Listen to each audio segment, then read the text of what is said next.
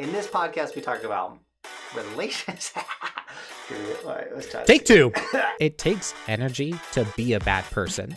So you might as well take energy and be a good person. Does that person really matter or whatever? But it's like, why not just be a better person?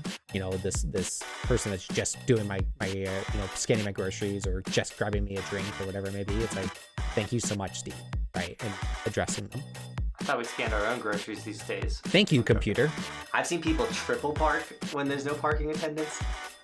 I'm like, oh my gosh. You just boxed 7 cars in because other people then just join in and boxing cars in. You guys are idiots. I was just thinking, dude, you have Susie now. Susie could be Max. Oh my god. Dude. Come on, Max. Welcome to the Buckhouse Podcast, the realest podcast on the planet, where we talk about all things relationships, social media, motivation. Basically, we talk about all the realest things on the planet that no one wants to talk about. No filters, just truth. And with me for this week's episode, who was with me with every week's episode, is my little brother, Ben. We're 2 brothers that host this podcast together. Ben, how you feeling? I know you're under the weather. How you feeling, dude? I'm feeling better today than I was on Friday and Saturday, Sunday. But yes, I'm feeling better. In our last week's episode, we talked about how Johnathan and I were I was going to go up to the mountains to go see him and everything. Yeah, that did not end up happening because Johnathan has a really important snowboard camp coming up. And I was like, that would be very, very, very irresponsible for me to, show up to his place not feeling good and then getting everyone sick before they leave on this trip. And then getting all of the campers sick, right? So unfortunately, that did not happen. But hey, we're still here to do the podcast, still here to grind, still here to have a lot of fun. So you would have been patient number 1. Just passed it to everybody. Yeah, or patient 0, whatever. But anyways, today's Memorial Day, and so I didn't have to come to work. So we're actually filming this on weird hours. It's weird for us. It's normal for everyone else. But it is currently 9:25 a.m. and we are filming the podcast. This is weird. We're normally up at 3:30, 4 a.m. filming these. So, but no, I'm feeling okay. Big shout out to obviously all the people that lay down their lives here in America, all of our soldiers, so we can have a Memorial Day and do a podcast at 9:25 in the morning. Yeah, I mean, it's crazy. I've already gone snowboarding today. I've already posted a video today. I've had a pretty solid start to my day. The only thing I haven't done yet is read. Which I got the new book for next month that I've already started, the 4-season solution. Currently, we're wrapping up the 10x rule. How are you doing on that, bro? Is your sickness getting in the way? I wouldn't say I'm using it as an excuse, but I've most definitely I haven't been reading as much. Something that doesn't help is, as you guys know, I'm super into the esports side of things. And there was another Halo tournament this last weekend. And admittedly, when there's a Halo tournament, my focus really does gravitate towards that. Because that's what I'm passionate about, right? That's what I enjoy doing. And there's 4 or 5 events a year. And it is a 3-day event. And so, sorry, I got the hiccups there. But so yes, it's 3 days of me doing spending time watching that stuff, and I still do work. I still will edit videos and have it on the side, or I'll go to dinner with my family or whatever, but I'll have it up on my phone, which sounds awful, but this is what I do. This is my passion, right? So for me, I didn't read as much because my days were filled with that, and like I said, it's an excuse. There's no I could have been reading rather than watching, but no, I need to get caught up on the book, and overall, I just I wanna read it because I feel like it's such a good book, and so I just want to finish it off. But I do have a lot to get caught up on. Excuses, not joking. No, the book is good. Like I said, I finished it earlier. I've also read an additional book this month. And so then I got, not to just go on a tangent of books, but I'm crushing books right now. We'll see how I do in the camper, because that's when I'm really going to slow down. But my goal is to read over 12 books this year, which means I'll read 13. I'm not a fan of New Year's resolutions. Not everything I'm doing in 2025 isn't a New Year's resolution. It's just I had a really hard 2024, the hardest year of my life. And so this year I'm coming at it with a vengeance, if that makes sense. And so something I want to do is just obliterate books and learn and just grow. So a couple other books, and maybe one of these books might be a book we read for the reading a book a month with the podcast. But I got The Disciplines of a Godly Man is one of them. How God Makes Men is another one. They're not all religious books. I got How to Invest $50 to $5,000, The Small Investor Step-by-Step Plan. I really want to start getting better into putting away stuff for my family's future. And then I'm really excited for this one, but Choose Your Enemies Wisely by Patrick Bet-David. And it's a business book, but it talks about how you got to pick your enemies, and that could be a person, it could be another company, it could be like a bad trait you have, essentially. But I feel like I've always been pretty good at picking enemies or villains, or it's one of those things where you're going to be more motivated to accomplish your goals or show up when you got someone that you're trying to be better than, or like someone you're trying to like, I don't say you don't want to hurt someone and like do better in business because you sabotage them. You want to do better because you worked harder than them, if that makes sense. So it's like that motivation to work harder. That sounds like a pretty intense book. I'm sure there's a lot more to it, but now, yeah. Something I'm really proud of myself lately is, and obviously it's saying enemies or villains or whatever is like a more extreme side of it, because these are more so just like people that you work with or somebody that you like have an issue with or whatever it may be, right? Or somebody that you want to prove wrong. I'm sure that that's like the direction that they're going in. But something I'm really proud of is like, as of lately, just kind of picking battles, or just keep like biting my tongue or just keeping my mouth shut, because it's just like, I don't care to talk to this. Like, I don't care to go through this. Like, I'm already a non-confrontational person, but like there's a lot of times where I feel like if somebody were to give me feedback that I genuinely disagree with, I might try to elaborate more on my reason why I did something. But lately I'm just like, this isn't worth my energy, and I just bite my tongue and just like nod my head and say, okay, sounds good. And like, that's just what I do. Because it's just like, I'm just gonna bite my tongue and just go with it. And so it's like picking your battles. I heard that, or one way of saying this is, don't argue with stupid people. And I learned that a lot pretty young, especially like working at Target. And sometimes it's just best to be like, bye buddy, and you just walk away. So don't argue with stupid people. I mean, not saying the person that is giving you the critique or whatever is wrong, but sometimes it's like, yeah, like let the person give you that critique, even if they're wrong or you're not going to listen to it. I'm a big advocate of listening to everyone's critiques or ideas, or like I'll ask my wife all the time, I'm like, this thumbnail or this thumbnail, and she'll be like, this one, and I'm like, okay, cool, I'm going with this one. And sometimes I just want the opposite advice, like oddly enough, because I'm like, oh, she doesn't know snowboarding, so if she gives me the opposite one, then I like, that's the direction I want to go.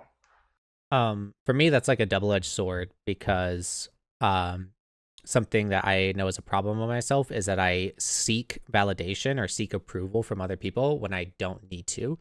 As in, and you could probably, you've been on the other side of this, bro, where I've been like, what do you think if I made these videos? Or what do you think if I made this thumbnail? Or what do you think of this idea? And like, I'm sitting there asking you for like approval, but instead it should have just been like, hey, I did this thing, let me know what you think. Like, instead of me, like, I was asking for your advice or approval instead of actually just doing anything, right? Instead of actually acting on something. And so, you know, like I posted 2 videos this morning. I just posted the podcast episode 58, links everywhere, right? Because we're in episode 59 now. Go listen to it. Go enjoy it. If you missed last week's episode, go listen. I also finally uploaded my damage dealt video for the Halo, like where I dove into the damages differences and everything. And it took me a while to finish that video, but I made the thumbnail and I wasn't like super stoked on it. But I wanted it just to be simple and like stand out. And I made it, and put it on the video, and I was like, okay, that doesn't look that great. I went back and just added a couple extra filters to it. I was like, okay, that looks a lot better. But I didn't ask for anyone's approval. I just did it. And I'm like, that's what I just need to do, right? Instead of me dwelling on this one thumbnail and not ever actually posting the video, I was like, just do it and figure it out later, right? No, I get what you're saying. And so that's something I've never struggled with. I kind of like, I guess I'm the opposite, where I'm more strong-headed, where I'm like, I'm going to do this. And people are like, maybe you should do this or do it like this. And I'm like, nope, I'm doing it this way. So like, I'm like the complete opposite of you. It's funny, as we're getting older and everything, and we're diving into these books more and just like self-discovery or just, discussing each other. It's like you and I are very similar, but we're also polar opposites in so many ways. But it's just really cool to like, that's like what's awesome about this podcast is to be able to share those experiences and share those perspectives. Kind of like what you were just saying a little bit ago about how, it's not that those people are stupid that are trying to give us advice that we don't want to listen to or whatever, but it's more so just like they're giving a different perspective. And although you may disagree with it, it's good to hear it just to understand what somebody else in a different perspective, like different side of life, sees or hears or experiences versus yourself, right? No, yeah, it's important. So like I have a lot of people that will come up to me and be like, hey, you should make this video or you should do YouTube like this. Like I get a lot, like especially as you get bigger and have a bigger audience, more people want to chime in. And a lot of times it's like most of the time, it's out of good faith. They want to help. They're trying to, help out. But a lot of times it's like they don't understand the sheer amount of work or how it's like when you've done something a long time, it might not work. Or sometimes they'll give it to you and you're like, that's the smartest idea or the best video idea I've ever heard. So it is very important to hear everybody out. You do not have to act on everybody's like expectation or request of you. Does that make sense? A lot of YouTubers get sucked into they'll get people asking for things in the comments and then they'll go do it. And then it's like maybe I didn't have to do that, if that makes sense. I mean, I've done it. I've gone through that growth cycle. I know that I've given you advice and things like that. I hope that I give you better advice than not, but I also know that like something that I've done more of is stop giving unsolicited advice. There's been times where even for you, not that I'm trying to hold back or like be like, he's going to figure it out or whatever, but like I look at some of your stuff and I'm like, it might have been done. Like I would have done it this way or whatever. But at the same time, that's me and that's you. But also you've got the channel with 250,000 subscribers. I don't. So why do I think that my opinion matters more or whatever, right? And something that we talked about for like Tyler's channel, right? I love Tyler's content right now. That's our older brother that posts content about thrift shopping, like buying and reselling stuff. And I would do stuff differently, but at the same time, that's me and that's him, right? He's doing the work, so I'm just gonna let him vibe with it, and let him do him, and kind of the same for myself. Like you guys don't necessarily come in and tell me how to do my channel or anything, so it's one of those things where like with our older brother, you got to let the person go figure it out on their own. You got to let them grow. You got to let them, as long as they're not hurting themselves or like possibly going to hurt other people or hurt themselves in the long run, like let them grow, let them struggle, let them figure it out. I could absolutely give my brother a ton of advice on his videos, but the only thing I told him was to keep at it. Like don't stop. Like as long as you keep posting, you're going to get better. And you know what? I truly believe this too. There's a real possibility that his content and what he's doing can quickly surpass what I'm doing. And same thing with Ben's video game channel. The right game comes out, Ben vibes with it, boom, can be bigger than my channel. So who am I to tell them how to make their content when, we live in a very unique world where anything can take off and do well. Something I have done, which I think that this is not bad or it's not pushy or anything, but like I was scrolling through TikTok the other day and a video popped up that was a different person that does like buying and reselling stuff. And I sent that to Tyler and I was just like, hey, I like this guy's intro. That's all that I did. Right. Just like, hey, I liked this guy's intro. I think I've done something similar for you where like I just sent you like a snowboard video or something, or like even a camera thing. And I was like, hey, I really like this thing. Sharing an idea or like, being like, hey, like this is a cool video concept, or like imagine doing this, but for thrifting, or imagine doing this for snowboarding. That's always welcome. And something I just did this right before we started filming this podcast is these guys, I don't know if they necessarily run a podcast, but they're pretty big on TikTok. I think they're called the Bread Basket or something, but they actually inspired me to do like that over under little board game, or not board game, but game show that we ran that we haven't revisited. But basically they're two guys that talk over a mic and they'll like play a game with each other where they talk just about like a topic. And the one I sent you was they did a draft, like a quote unquote draft, and it was for sticks. Like what stick are you going to choose for your draft? But in it was like breadstick, hockey stick, glow stick, chopstick, like just different types of sticks, and they like talked about it in a very weird way where they were like, seriously, like we're drafting this stick because of XYZ, right? So I sent that to you because that's something I kind of wanted to, that's like the direction I would like to go with our channel, of like being able to make content like that to be able to post, right? So, just sharing ideas, just like sending, thoughts or whatever, of just like, hey, I thought this was cool, or hey, I thought this was funny, or I like the way that this person's doing this. And like, that's something I think is beneficial. And even if you don't like it, you can still find enjoyment out of it, type of thing. I'd have to see that video because I'm a little lost, but that's totally fine. I will say this whole conversation kind of leads into this thought I had today when I was driving down the mountain. And I thought of this all on my own and I wrote it down. But I wrote, you don't get to pick the version of me. And the thought behind that, because I make a lot of content and a lot of people like to tell other people who they think I am, and like tell people what I do, and all, what I'm saying, like people try to pick a version of you, especially if you're posting yourself online. Someone's going to decide a version of you and then try to tell other people who that version of you is, whether that's in your comments or to people on the mountain. Like, it's constantly happening in my world. And I thought about it. I was like, you don't get to pick the version of me, in the sense that like I'm going to post me walking up the mountain at 5:30 in the morning, trying to motivate people and being the best version of myself. I'm going to have a podcast with my little brother where you can really kind of get on this thing and learn who I am. Like, I'm going to post long form videos where you get to see me hanging out with my kids and my family. I'm going to post an ungodly amount of content that someone can say, oh, Jonathan's a jerk, or Jonathan's not the nicest guy, or Jonathan's this, or Jonathan's that. But you don't get to pick that version of me. I get to pick it. And I'm going to put out so much content and so much so much true version of me that like you don't get to pick the version of me. I do. It's like, you're not wrong. I think that's cool. I know that is like, I guess the way that I see it is there's there's the haters that you have that call you a kook and everything, right? So like, to them you're that. Then there's the other people that really look up to you, right? So yeah, like there are like different perspectives or different ideas and everything, but you yourself get to choose who you're going to be, right? So yeah, I see that, bro. Yeah, and so like there's also the saying of like, do you know how many versions of you are out there? So like you go into the store and you're really grumpy because they've taken 10 minutes to get your food or whatever, and you snap at the fry guy or whatever. Well, the version of you in that guy's head is a dick, But you could also like open the door as you go in that restaurant for an old lady and you're like, have a great day. And she's like, oh, thank you. And the version of you to her is this like, what a nice guy. What a good guy. And then you go in there and you yell at the fry guy.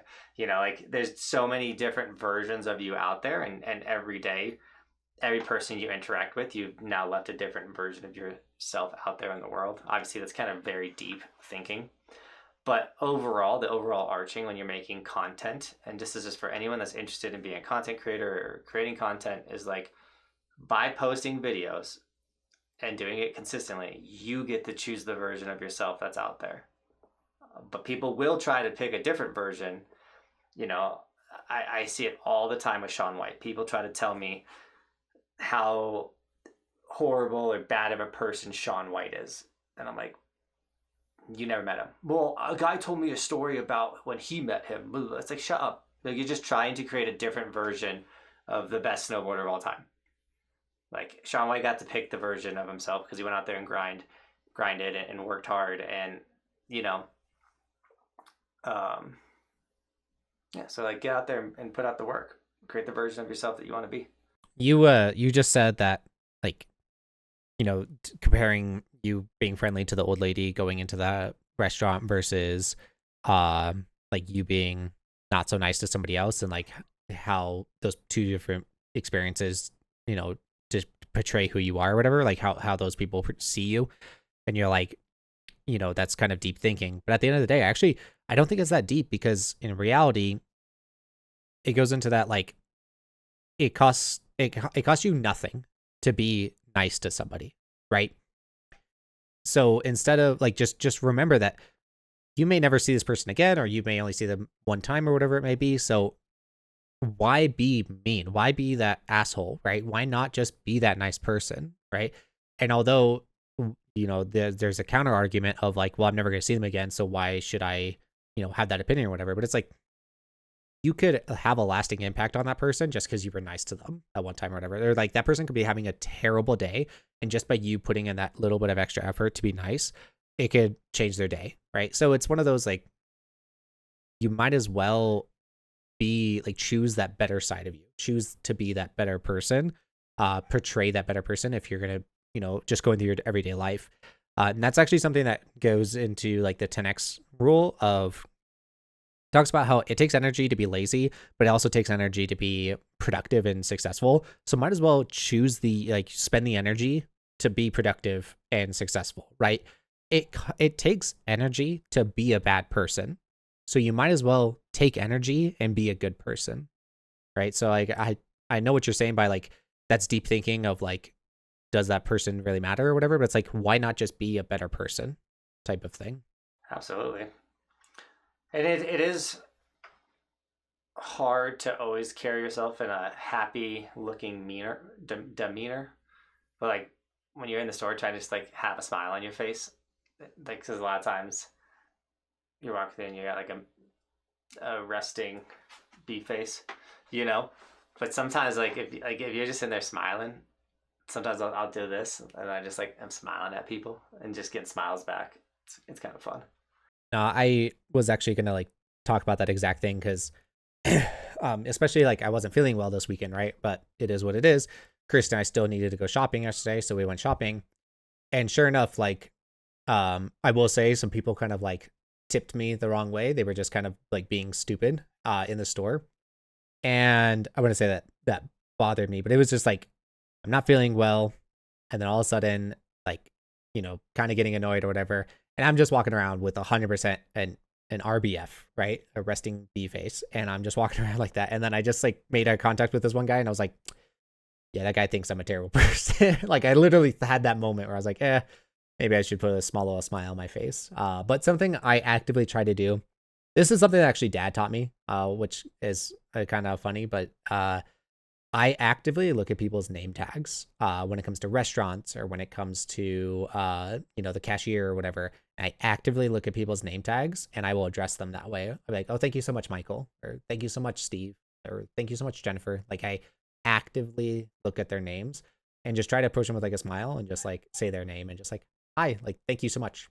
And like, I feel like there's a lot of psychology behind that. That's not why I'm doing it, but there's a lot of psychology of like, if you're saying somebody's name, they generally agree with you more or generally lean in your favor, right? And so I just try to be nice and recognize them as a person, not necessarily just as a worker or this person that's just doing my scanning my groceries or just grabbing me a drink or whatever it may be. It's like, thank you so much, Steve, right? And addressing them.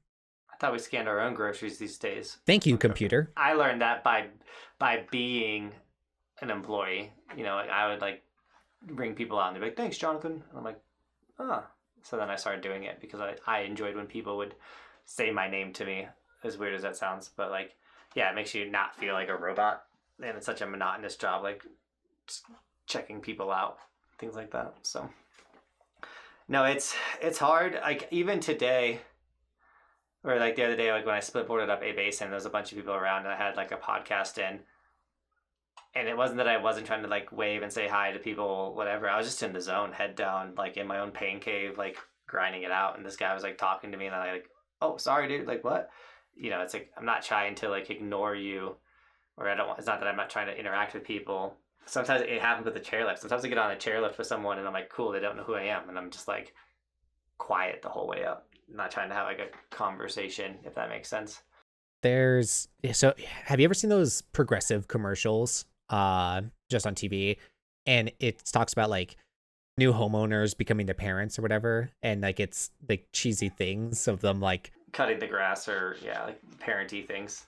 Well, like it's like a housewarming party, right? And the host is like grabbing people's drinks from them before they finish, like, oh, are you done with that? And the person that's narrating, like the progressive worker, was like, we're trying to no, let them finish their drink or whatever, right?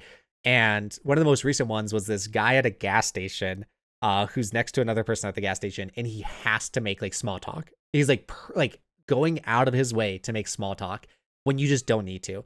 I strongly strongly believe in like silence is okay. I am more than okay with being silent next to somebody. And I don't just imply like my brother or my wife. Like Kirsty and I have plenty of times where we're both quiet and just next to each other.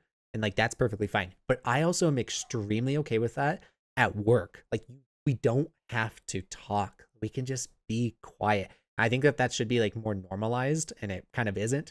It's like, dude, silence is okay. That was one of the reasons me and Cody worked so well together, because Cody is so cool with just silence. And so like we had to get like we'd be in this office together working. He'd be like right over there. We got to get an edit done. It's really hard to talk and edit at the same time. You got to focus and listen to what you're editing. So like we'd not be talking. Bobby come in, she'd be like, "You guys aren't talking to each other?" It's like, no, we're working. Like what do you mean? We'll talk when we need to talk. If there's nothing like we gotta get stuff done. So when I had that social media job with the trading card company, I had another social media kind of partner. His name was Anthony. Honestly, Anthony's a great guy. He taught me a lot about social media, and I appreciate him. And he's actually still with that company and everything. But sometimes like I would have to work from home because, and I'm guilty of this as well, but we would talk to each other. But there'd be times where I'm like sitting there and I'm like, "Hey man, I'm sorry. Like I got to get this edit done." And he's like, "Oh yeah, no worries." And like, then we would be quiet, but like, yeah, we would catch ourselves like talking more and more. And I'm just like, "Hey man, like I got to get this edit done." And so like sometimes I would work from home because it's just like, "Hey, I've got this big video that I need to make. So just going to sit at home and do this instead." But yeah, no, like, yeah, having that coworker that you vibe with, but also you need to be silent next to, like, yeah, it goes a long way. Like it really goes a long way. Something that drove me crazy about you though, bro, is when we were doing our snowboard channel together, 130 days, Johnathan and I spent too much time together. I'm not gonna beat around the bush. It's not that like I think that like we were fine, but it's more so we spent a lot of time together. We not only worked together, we also lived in the same apartment, but also we were snowboarding every day together and going on trips together and stuff like that. Like we spent Johnathan and I spent more time together that year than Johnathan spent time with his wife. Like we spent so much time together. And I would say that this was like a poor mindset on my part, but it still like it bothered me sometimes where we would be on the chairlift and like we just had a long day or whatever it may be, or I'm just like not in the best moods and I'm just like ready to be on the chairlift quiet. And you'll like just start singing the most random, like you'll be making up songs like we're sitting on a chairlift and we're gonna go snowboarding and it is really cold outside. Like you're just like rambling and I'm just like, this guy needs to be quiet. That's a you problem, bro, because I enjoyed every minute of it. And that's a you problem. But also, heck yeah, I still to this day do my own singing all the time. The best part is I taught my kids how to do it. And Bristol like just busts out in song, like something so random. I'm like, let's go. Bobby's like, that's you. You taught your kids that. I'm like, yeah, I did. Because I like to make up my own music. So don't get me wrong. I have done my fair share of like making up my own songs as well. Like there's one that I'm going to say I stole from you, but like there's something that you would do and that I also did was like, so shadows right here. So I'll be like, you are a shadow and you do shadow things and you are a shadow that does shadow things. Right. Like I'll just like say that or whatever. And Kirsty looks at me and she's like, what are you doing? And I'm like, I'm just singing. Like, and, that's yeah. A gift, so bro. don't get me wrong. Like I do it as well. You're welcome. I do it as well too, but it's more so I'm just like, sometimes on those chairlifts, I would just like, we just vibe, like just quietly vibe. And you're like so high energy, and I'm like, what is this guy on right now? Like, I love snowboarding. It's adrenaline, and then when you're risking your body and you have all this adrenaline, you gotta sit on a lift. That's the thing is like, I mean, you were hitting boxes and rails, and you were progressing, but like, a lot of times for me, like when I'm terrain park snowboarding, and I'm like trying a new trick, and I'm learning, and I'm in flow state, and I'm like going. You know, your blood is pumping. You're on this run. It's nonstop. It's trick after trick after trick after trick. Oh, and then you're sitting on a lift. And you're just sitting there. And you're like, I gotta do something. And so then it's like, I'm gonna sing. So for me, because although sure I wasn't doing the same tricks or same like difficulty or same like intensity of the tricks, for me, like you have to remember like a scale, right? Like it's for me, like if I was in that flow state or like if I was pushing myself that day or whatever, maybe, or if I was learning something new, like, oh, trust me, like I had that adrenaline. I was excited. I wanted, like, I was ready to go or whatever. But like those chairlift moments were like, for me, a moment of like peace or like reflection to where like, yeah, I was still like had that adrenaline or whatever, but it was like one of those like like I could breathe and I could just kind of focus and like be in the moment. And I like those were probably my favorite times on the chairlift, was like actually just like between a great session or whatever. And I'm just like I always remember having like a big smile on my face of like, this is it. Like this is great. I remember those. Like those were great times. So I guess we just coped with it in different ways. You were like so full of energy that you had to get it out, whereas I was like just like having that brief moment of in the momentness, or like peace, I guess you could say. I always get the in the moment or peaceness when I'm in the trees, like when there's no one else around and it gets quiet, and just you're just like hopefully surrounded by a lot of untouched snow, and you're just like, wow. Like I get a lot in the backcountry, or like if I'm hiking up to a peak or something and it's not obliterating you with the wind. Yeah, and I feel like I would get that calmness or that like quietness on the chairlift, and a few times that you wouldn't is like if somebody I feel like for the most part it was fairly quiet unless somebody was carving directly underneath you, but even still it wasn't even that loud. It was more so when it was like carving a freshly groomed run underneath you. That's when you could really hear like the crunch and the like the the carving of the board or the skis. But for me, yeah, like those chairlifts and just like that humming in the background, that like white noise, that was like that peace for me. That was just like that kind of like relaxation moment, I guess you could say. I get that. I get that. I definitely have a different feeling for chairlifts. I hate them. No, I'm joking. I've spent years of my life sitting on a chairlift. I don't want to do the math, but it's up there. Like I have an app where you can track your day, and so like it'll tell you how much time you were doing runs, how much times you were sitting on chairlifts, how much time you were just standing still. Does that make sense? And it'll be like 2 hours, 15 minutes on chairlift, 30 minutes snowboarding. And you're like, ah! I don't want to hear the ratio, how different it is. So I'll be honest, like that's so I'm I'm gonna say an anomaly, but I know I'm alone on this hill that I'm gonna die on, and that's just like I do not like Breckenridge as a mountain, and I know so many people disagree with that. I know that you don't necessarily agrees with you. Nate, okay, there we go. Nate, my old employee, Nate, there we go. Breckenridge. So, so it's an uncommon opinion. A lot of people like Breckenridge, and it's not actually like their favorite resort. It's just a lot of people do enjoy Breckenridge, and some people it is their favorite resort. But for me, I really don't like Breckenridge because, and Johnathan could attest to this. I don't know why, but consistently I have bad weather days when I go to Breckenridge. Every time I go to Breckenridge, it's like a super windy day or like a super cold day, and that doesn't help. And I've tried to be like, okay, it's going to be a bad weather day. Let me still try to find different ways of enjoying the mountain. And I still like kind of struggled with it. And one of the big things was for me is like, when you get to Breckenridge, you have to take a gondola up to get to the mountain. Like you can't just like you have to get on this long gondola to get to the base of the mountain, to then get on a different lift, to then go to the top and then go down a run. Whereas like a Keystone, yeah, you still have to go up a gondola, but it's like much shorter. And as soon as you're done with the gondola, you can just go ride, or you can go up a chairlift, which is way faster, and then just go ride. Whereas Breckenridge, once again, it's like you go up the gondola. Now you're at the base of the mountain, and then after you're at the base, you then go and get on another gondola or ski lift or whatever. It just was like it was anticlimactic, and just it wasn't my favorite way of starting the day. Like, dude, Breckenridge is not my thing. I don't like it. So there's definitely with Breck, like I said, the long process of getting onto the mountain just opens up many opportunities for things to go wrong, to start the day off bad before the day even starts. Whether that's like forgetting something in your car and you go up the gondola and you're like, well, I gotta go back down the gondola to get to my car to get the one thing that I forgot. Or it's like what you left out is that you only get to park next to the gondola if you pay for parking.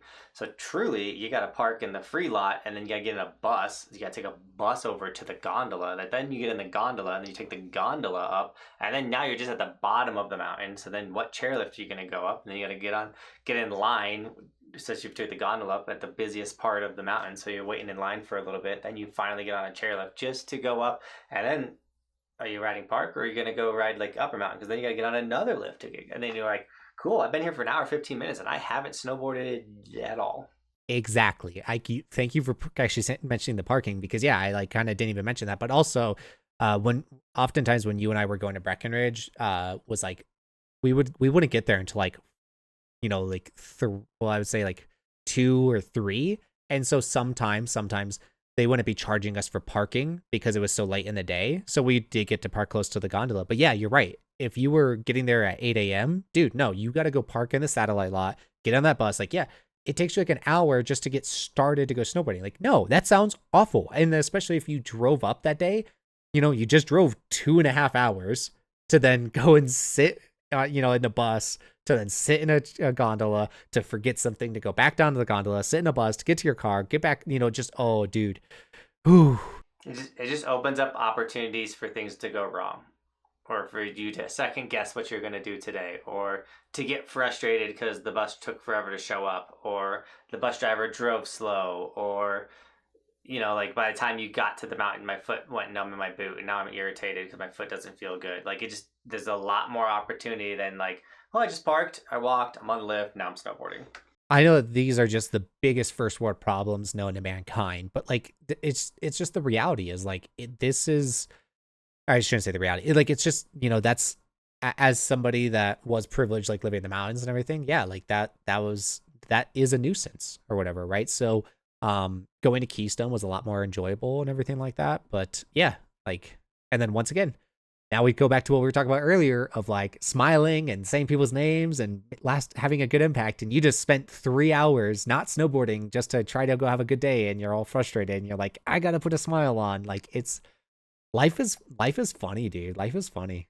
Well, one thing they started doing this year at Keystone, and I hope they get rid of it, is, so when you're parking cars, obviously it's slow. And with Keystone, even Copper, any of these parking lots, it just, traffic bogs down because everyone's showing up at the same time.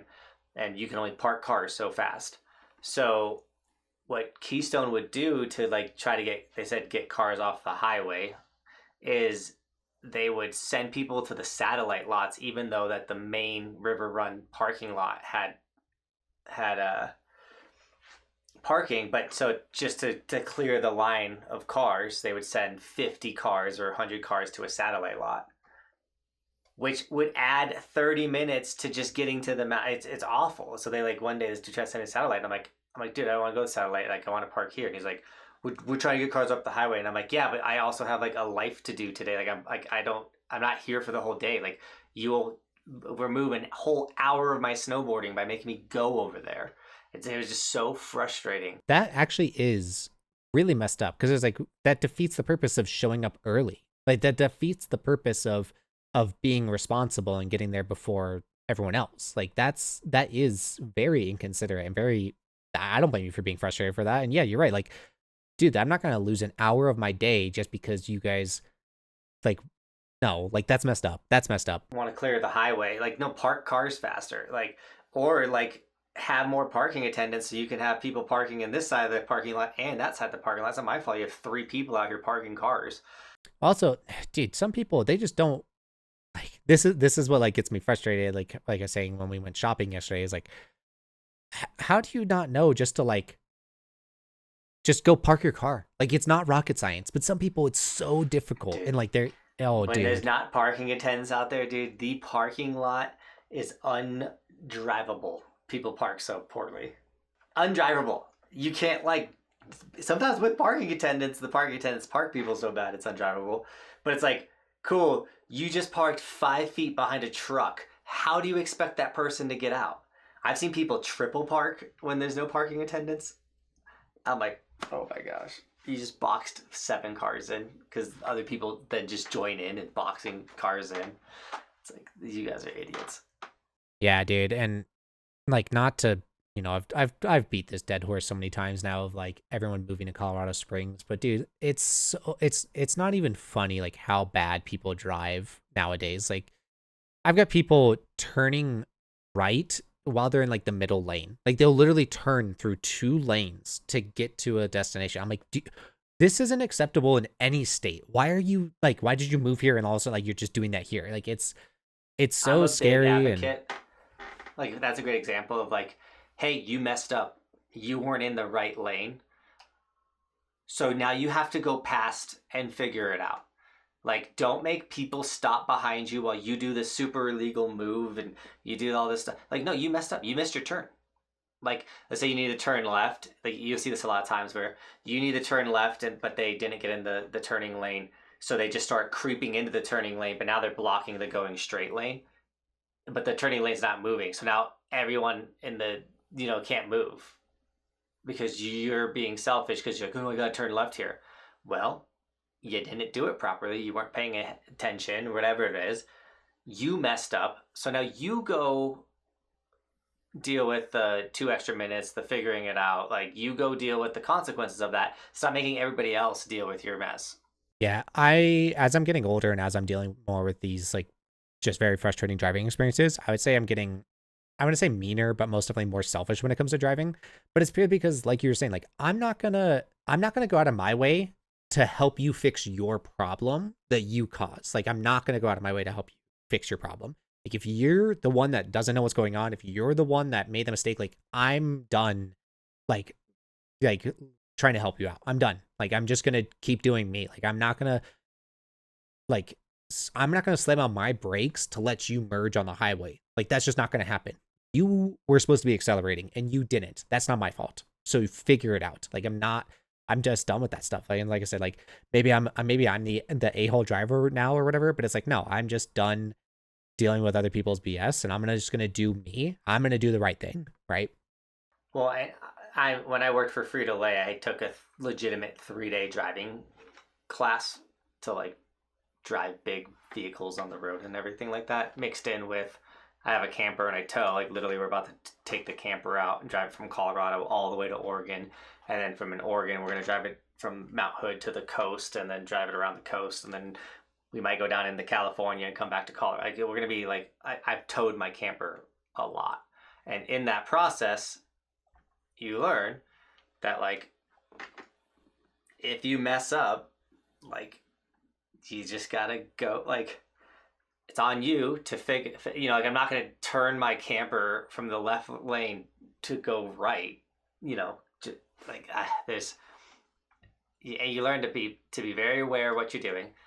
You pre-think, you overthink, you predetermine what you're doing. Like you're looking where you're going to be parking, like all kinds of stuff.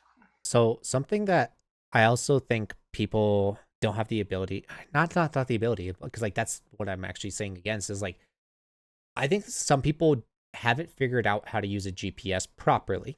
And I used to be that person. Whereas like I used to struggle with so maybe like I don't know or I didn't know the roads in my city that well because growing up with the parents that I had, like my mom didn't travel too much. She would mostly like just go to and from work or to and from the stores. Like I knew that stuff.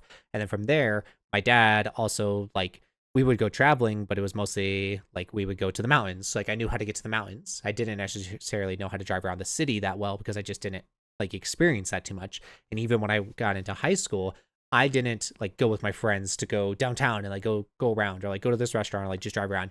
I would mostly go to a friend's house. Like I didn't drive a lot in my younger years and just like experience the city. And so I used GPS often. And when I would do that, like as growing up, I would learn, it'd be like turn right in a mile or whatever. In my brain, I struggled with what is a mile? Like, what does that look like? Well, and like, I would be like, am I turning right now or whatever? I think that some people haven't taken the time like I did to kind of like try to understand the patterns. Like, okay, this is a mile. Okay, what does that look like? And like try to kind of cognitively understand what that mile looks like while you're driving. And eventually you might just get better at that naturally. But I took a couple extra like moments while getting directions to fully understand like, okay, when it says turn right in 400 feet, it's probably this next turn, right? And I feel like when people come to a new city or if they're just traveling in general, they haven't taken that time or that effort to just pay attention to the GPS. And so that's why they're getting so lost. They're so confused. Yeah, I understand you're in a new city. You don't understand. But it's still like, if you just follow the GPS, just like listen to what it's saying and you understand what it's saying, you would drive perfectly fine. Like, it's not hard. the other thing people don't do is it'll be like turn right on Roman Street, and people are staring at their GPS instead of looking at the street sign where it says Roman Street, or like take exit C470, and you're like, oh, is it this exit? Is it this ramp? Whatever. It's like, look at the green signs. Like, look up in the air. Follow the arrows. It says C470 right here. Yeah, and dude, looking at signs is like a different conversation, because even just yesterday, I saw people going down a one way, the wrong way. Like, it's just like, I see it on a daily basis now, like people going literally on the wrong side of the road. And it's just like, they don't know, like they just don't look at signs. It's so incredibly frustrating. It's funny because, like, I mean, I guess with driving, you actually have to take tests and things like that. But like with snowboarding, you can literally like rent a snowboard, rent skis, buy a lift ticket, and go on the run, and no one's gonna explain to you like any of the rules of the mountain and like what slow zones are, what signs mean, like any of that type of stuff like that. It's like almost like left on your friends, if you have friends, to like teach you how to do stuff. So like obviously I feel a role in that with my content and explaining things to people. Have you made a video about that? Yeah, like I've made a video on explaining like the different levels of like green, blue, black, orange. Like there's that, and then I mean there's not too many signs in snowboarding, but yeah, I've made like mountain etiquette videos and park etiquette. I need to make a mountain etiquette video. I've done park etiquette and it did really well. I think a mountain etiquette video would do pretty solid.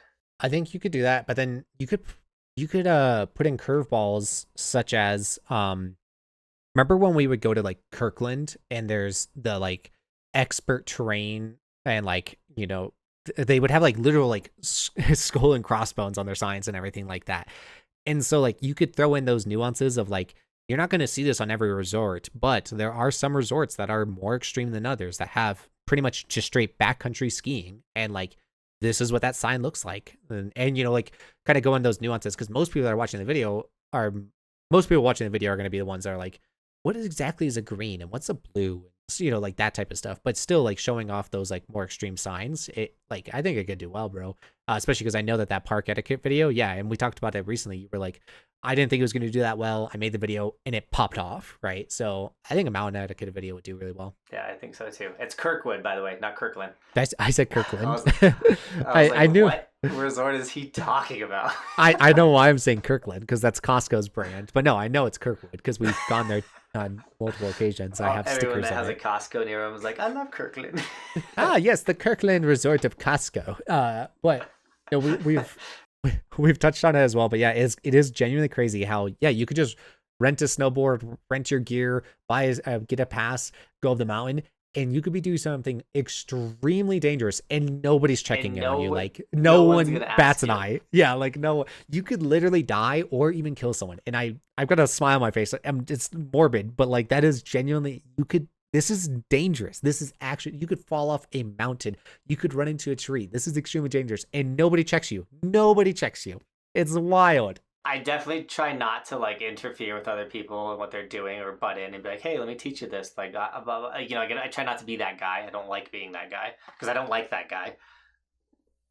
But sometimes you see a dad bring their 3 kids into the professional terrain park area, and the kids can't even get over the rollers and things. And it's like, hey, man, the beginner park is like 2 gates over that way. Next time, go into that one, not this one, because I would really hate to see one of your kids get hit. Yeah. And I think I made a short about it. I need to make another one, but like, stop being that dad that's putting your kids in dangerous situations, because they clearly have no like sense of like what's dangerous, what's not dangerous. Like, like we're out here on the snow. Like as a parent, when you just send your teeny boppers over rollers, you're basically just like, all right, let's get rid of one of these things. Here we go. So, speaking of unsolicited advice, bro, you can make a hilarious video where you're like,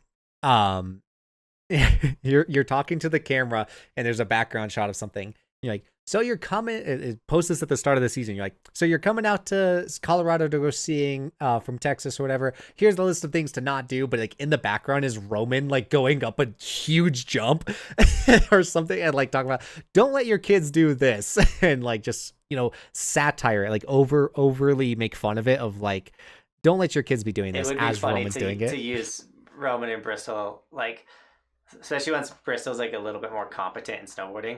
But I could use Roman for it, but yeah, just like be on top of a big jump with a ton of people and be like, all right, go for it. And then like he falls and he's like trying to hop up the kicker and I'm just standing there and everybody's wait. I don't think people realize that is like when you send your kids and they don't make it over the kickers because clearly they weren't ever going to hit it and things like that. And now your kid fell, lost a ski, lost a pole, laying on the kicker of the jump or in the knuckle of the jump, like all that type of stuff. You're making everybody who was properly hitting those features wait for you.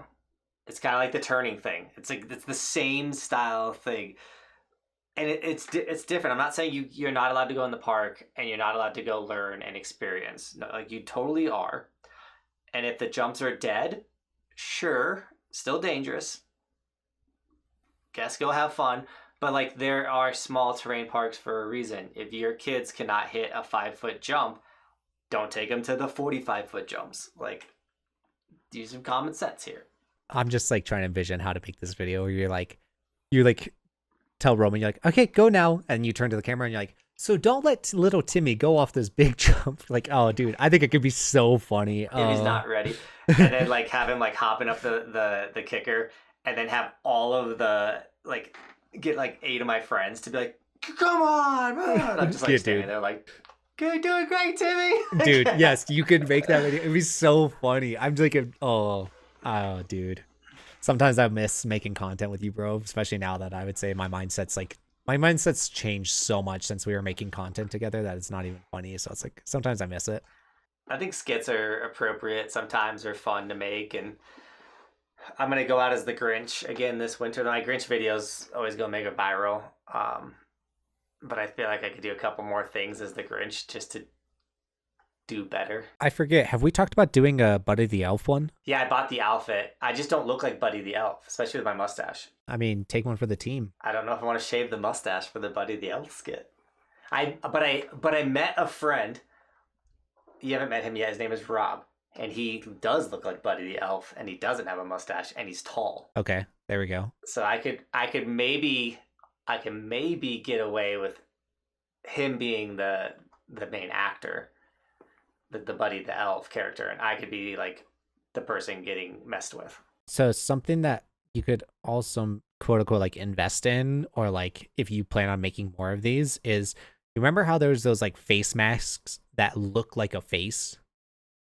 You could get one of those to kind of cover your face. That way you can like make those types of videos, but without actually shaving your facial hair or anything like that. Well, most characters, you don't actually have to look like the character. Yeah, like the Grinch is an actual, like a mask that goes over your face and everything. Yeah, I did Jack Skellington for Halloween. What I need to do, because I also came out and rode as Santa, what I need to do is go out and ride again with the Jack Skellington costume, but have the Santa outfit on around Christmas time. I don't like making content like this sometimes, or most of the time, but it does do well, and I'm a solid enough snowboarder that it does way better than other people that try. Yeah, this is going back to what we talked about like doing real content. Is like there's pros and cons of being, social media, where it's like you're gonna make content that you really like, but you also have to make content that you're not really excited for, but it's gonna do well for your channel, not just financially, but like on a growth perspective, right? So Johnathan has never been one to like love to dress up or anything like that, but sure enough, dressing up as the Grinch gets him millions of views, so that's what he's got to do. The 2 shots that I really want to get is like at Keystone when you're walking to the gondola, Eno's bridge, Eno's Way bridge or whatever. Yeah. I want to put a Christmas tree, like I'd bring my own Christmas tree and like set it up and then be the Grinch and walk over, grab the Christmas tree and throw it over the bridge, like into the river. That would be pretty good. That's one scene. Good. And then I want to have a ski rack with like 8 skis on it, and I want to push the whole rack over. Okay.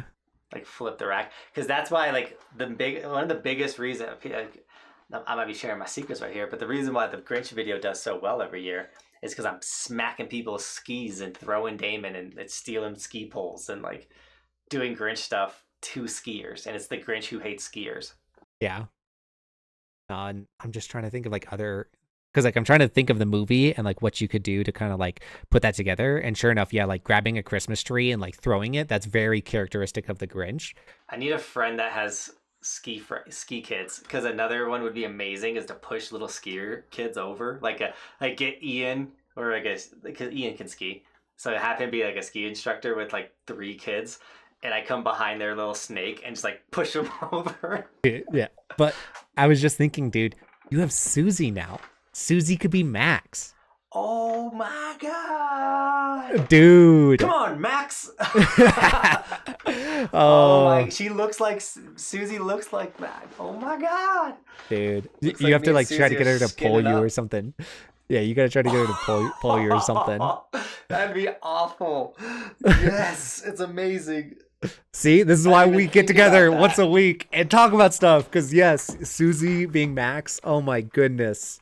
If you could try to like do a scene where you are like dressing up or whatever, and like, you know, because like doesn't the Grinch like dress up and Max like disagrees with his outfit or something and he like lays down or something? You could get Susie to do that. You just have to get that he has that singular antler that goes above his head, remember? Like the one antler that looks like a unicorn horn. Yeah, like, I'm sure that I guarantee that's on Amazon.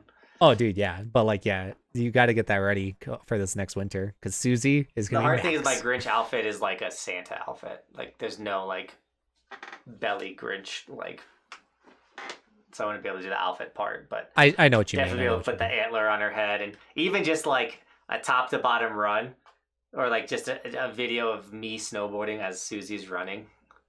Oh yeah, you could easily just like post a video where you don't even say anything, and it's literally just like Max and the Grinch snowboarding down the mountain or something. Like that's all that's all that it is. I mean, that would do well. Yeah, you're onto something for sure, bro. Well, I'm happy that my unsolicited advice went somewhere today. Hey, you always got to listen. That's what we were saying. You never know when someone's gonna have a good idea. Yes, but on that note, bro, you're not wrong. I think that wraps up today's podcast. Thanks for listening, guys. Thanks for watching. Like, subscribe. Big shout out to Ben for showing up even when he's sick. Sometimes in life, if you want to do something, you got to show up even when you don't feel good. So, Indeed. we appreciate you, bro. Thanks for editing the podcast while you were sick as well. No worries. Thank you guys for watching. Thank you guys for listening. Thank you guys for being a part of the conversation down below. Please drop a like. Please, it goes a long way. If you guys are new here, subscribe. If you guys are not new here and you're not subscribed, what are you doing? I'm just joking, but no, seriously, hit that subscribe button. Costs you guys nothing, and it goes a long way for us. So, yeah, thank you guys for being here. Thank you guys for being awesome, and we'll see you guys next week with another episode. Peace.